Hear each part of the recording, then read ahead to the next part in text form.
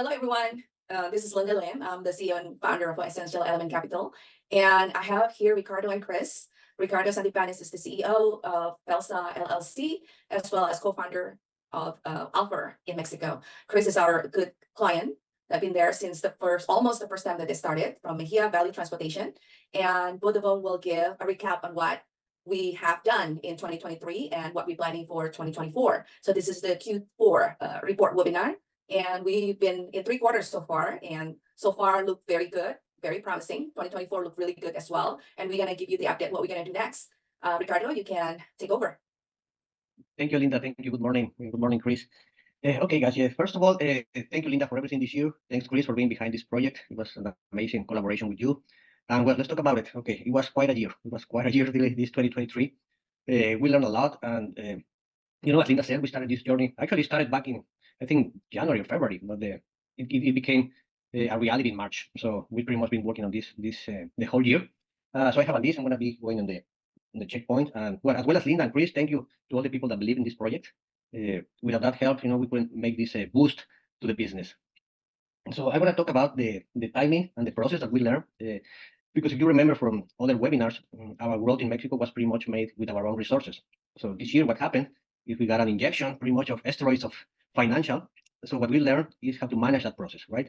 It took us 6 months, pretty much. We made a gigantic work making this operation work, because currently everything is in place, everything is working, everything that we invested, all the trucks are working right now. It's not like we are just planning to put it to work now. It's a reality now, it's materialized, and we are working on that.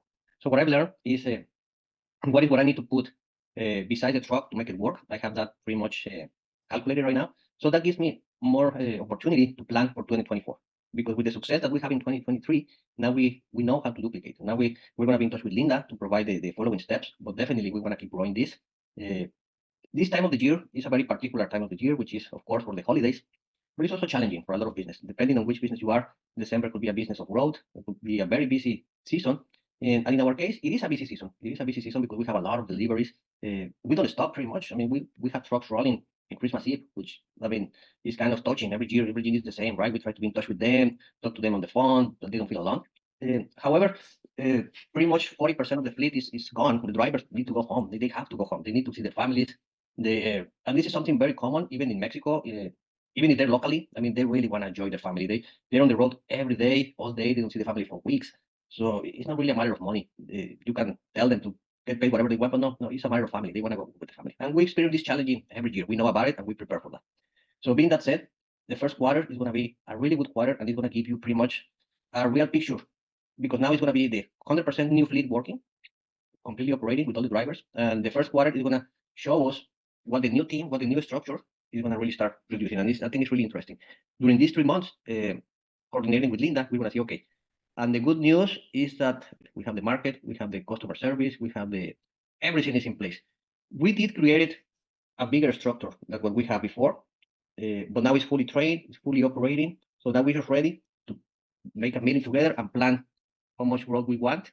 And for sure, after that, we will let you know somehow and, talk to you about it and see how much more you want to invest. But for sure, this is going to keep open and this is going to keep growing. One good news, and that's going to give you confidence for the future, is that the project is going so well. We have a waiting list for drivers. They keep calling us and they say, hey, do you have a truck for me? We don't say no. We don't say no yet. Wait for me. I'll let you know. But pretty much it's just family. It's the cousin of one driver, a friend of a friend, a brother. So they're really spreading the voice. And I feel strongly confident that with the timing that I know now, how long it takes for me to have a truck fully operating, which is a really short time with the system that we have in place.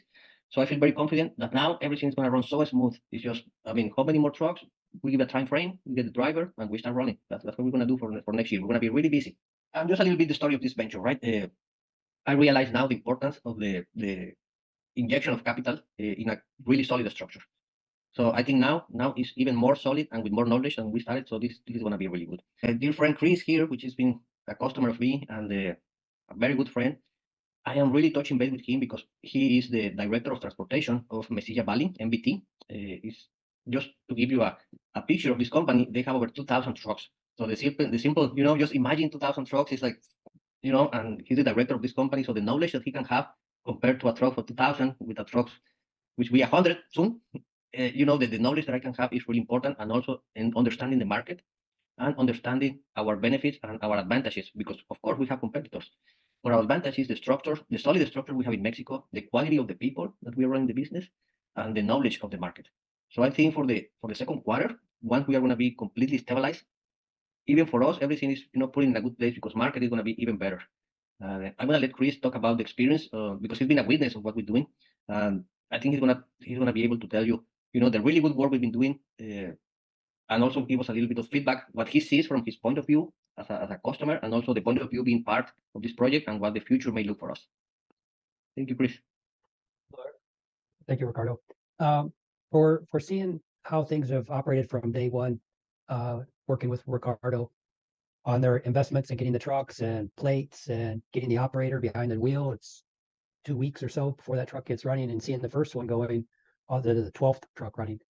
It's pretty amazing. He has a great team in place. And when you can see responses from shippers saying, hey, this is awesome customer service, the delivery, the driver, from the operations team. Normally you hear the complaints, you don't see a compliment. And when you can see all the compliments that Ricardo's team gets from the driver, from the operations team, with the communication, the tracking system that they have, it's unbelievable. Because like with the company I'm at, you only hear the complaints. You don't see the positiveness, even though you know you're doing the right thing.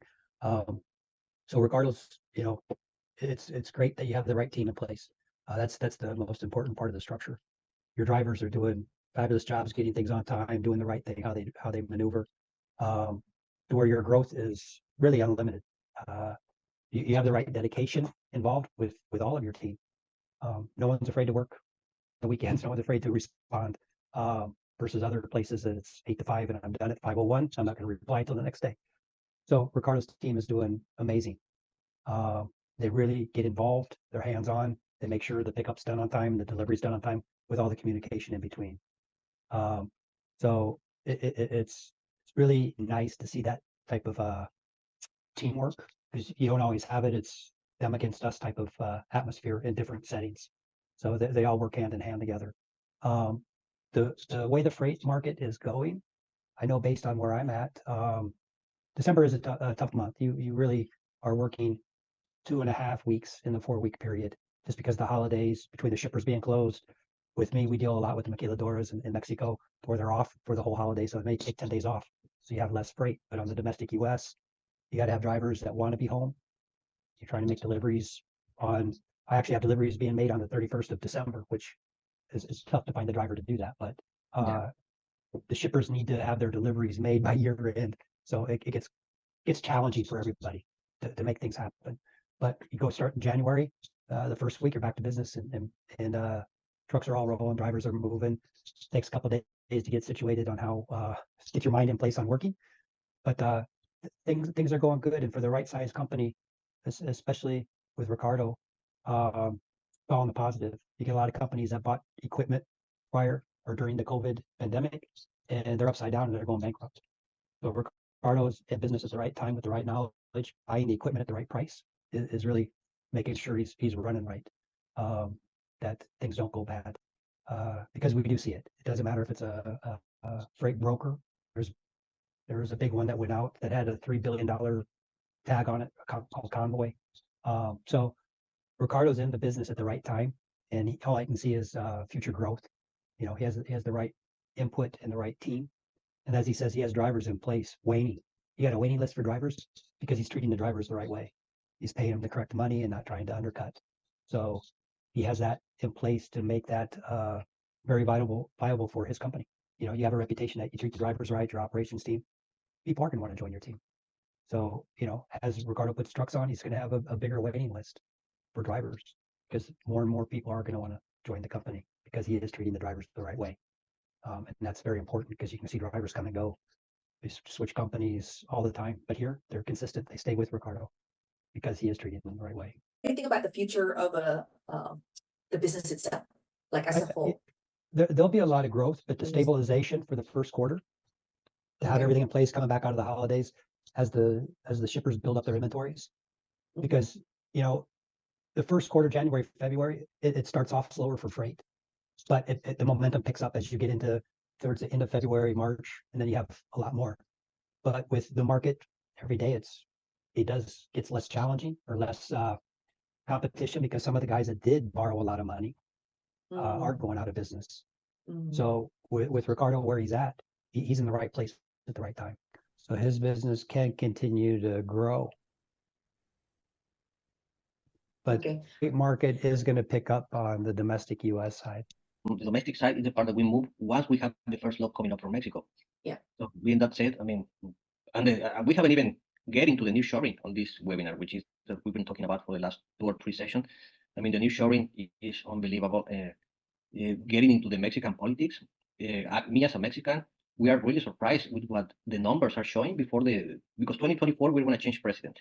I don't want to go in politics, but really, it was a very divided season with this president, and I think it's pretty much what we're seeing here in the States. Because usually in Mexico, the presidents is like everybody were against the president all the time, right? Everybody were like a whole against the president. But now with this president, he really had a lot of people with him, and he divided a lot.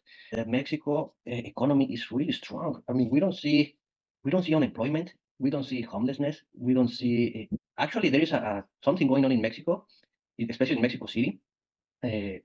And it's kind of like a joke now that Mexico City is starting to say, you know what? I think we should ask papers for all these people that is coming over to Mexico, right? Mexico City is a beautiful city. And the nicest areas in Mexico, like Polanco, Roma, Condesa, all these areas that, I mean, it's like if you are, I don't know, like you're the best places of New York City or, I don't know, Europe. It's full of people from USA that after the pandemic, which again, pandemic changes everything. So after the pandemic, a lot of people that never went back to work at the office, they are moving to Mexico. They're moving to Mexico City. They're moving to Monterrey. They're moving to Guadalajara. And what happens is, it's a good and bad. I mean, the prices are going up in Mexico because they come with more money. But the economy is, again, Mexico, you don't see some of the issues that you actually hear. Non-employment, companies just put it everywhere, putting money on freeways. So that part is really important. And for sure, it's going to be a good benefit from the trucking side, especially When I was there.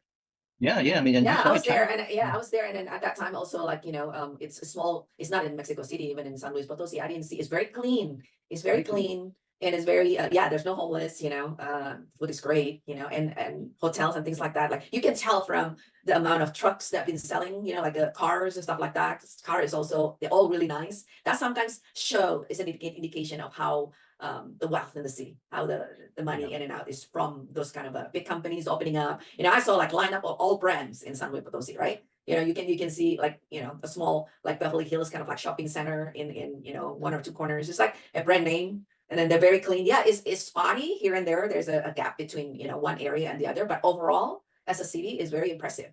And I saw that, and you took us around too to see like factories around that area. That probably affecting too, because there's a lot of expat. It's a lot of expat, but for the people working like in offices, like a mid management and even operations team, Yeah. it's a win-win situation. I mean, don't take me wrong. We don't complain about companies going over to Mexico. Not at all. It's awesome. I mean, It's awesome. because Yeah. you have work. It's like Carrot. It's like Querétaro. Querétaro's in 2008, there was under 800,000. Now there's like 3 million people. Yeah. I got an Airbnb that a Canadian person rented for 1 month in November, and now he's staying through March. I go to my local coffee shop in Querétaro, and there's more English being spoken between the US and Canadian people in Querétaro. It's just like, wow.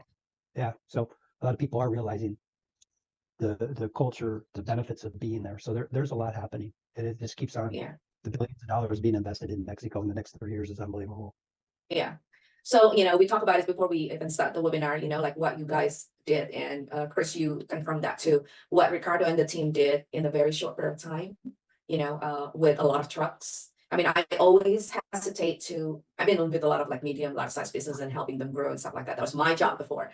And sometimes I'm hesitate to, inject a lot of capital all at one time, just because of usually it shake the company instead of like growing the company. It just backfires sometimes just because of, the infrastructure gets shaped. And then, everything else the best way to do it is inject slowly and then let grow based on the demand that coming in. That's the healthiest way to do it. And with 100%, I'm doing it with Ricardo, and that's why we don't even market that much on the fund, just because of it's just right now it's more word of mouth. And I always check in with Ricardo, whether Ricardo ready or not for the fund. Just to buy even the truck itself is very the demand on the truck is very high, so the inventory is really low. So we don't put deposit first, sometimes you don't get the truck, right? So we be able to strategically put in deposit in few, so that when the fund comes, we'll be able to purchase this right away. So the fund doesn't sit in the bank account not doing anything. We have to put it to work, and there's a lot of pieces that we put together so that the growth can be healthy. And I'm very proud to, with Ricardo and the team so far, how he managed it. He's nowhere to be found. Sometime when I call him, usually he pick up the phone right away. Now it's like it takes a few hours for him to get back to me. He's like, Linda, I'm really busy. I'm really busy. I can't talk right now. But from being very it's like live in a cruise control. Ricardo, that thing that he doesn't need any more business for anything. He's like, I'm good. Now he's back to work, and then everything become busier, which is good to see, and it's very impressive to see the growth in a very short period of time. We basically 1 quarter we raise the fund and try to strategize how we're going to do it, and then the second quarter, the 2 quarters, the past 2 quarters is actually that's the growth, right? And that's what making everything work. But that alone, very impressive. In 6 months, with over 25 trucks all dumped at the same time, you'll be able to make it work, and then like Chris said, adding to that and make a profit, and then that's really important.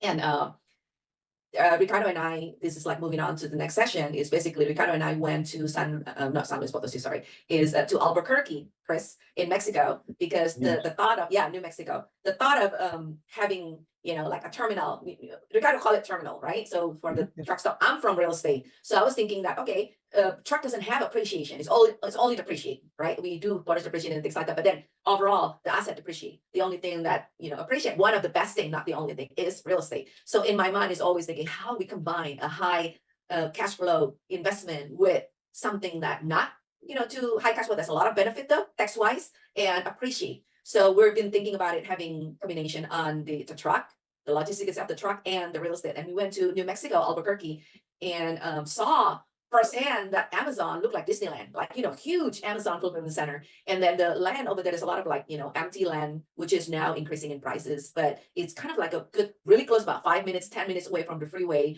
in close proximity with, a lot of factories, including Amazon fulfillment center. So we kind of like shopping around some land and then thinking about, we're putting an offer today for one of the land, about like 4.25 acres, and then see how it goes. If the price right and everything right, then we're gonna use that as our first, and then if we get a bigger land, that probably is perfect for syndication. But this is, it's kind of like a little bit small. So when we plan on the growth, putting the building for the driver, shower, and rest and things like that, that's when we're trying to raise capital so that other investor also be able to get a taste and participate on this amazing. I personally regard that, thinking that this is going to be amazing, alternative for investment. So that was for me, and that's a good. I'm actually very excited for 2024 and see if that be able to land into something. And Chris, I would like to thank you very much for always with us along the way and not shy giving you advice. And I know that you and Ricardo are good friends, and you saw us from the beginning when we started. You even in our webinar, you even came to LA, to have our live webinar, live present with our some of our investors. And thank you very much. And I hope one of these days you can cross the border and then join us instead by staying in Mexico and then be part of our team. And that was our hope, because your knowledge is, very, very, as we grow, we're going to need more insight from professional people like you and have a little tons of experience. So thank you. And I think that concludes our Enjoy it. thanks. I conclude our webinar. And Ricardo, great job. And I looking forward to grow the company even bigger, with you in the trucking and then, the real estate as well. All right, everyone, thank you so much. And if you have any question, don't hesitate to email me or email Ricardo, and we'll be happy to answer the question. And all the recording will be in our newsletter as well. Thank you. Thank you, guys. Thank you. Thank Bye. you. Thank you. Bye.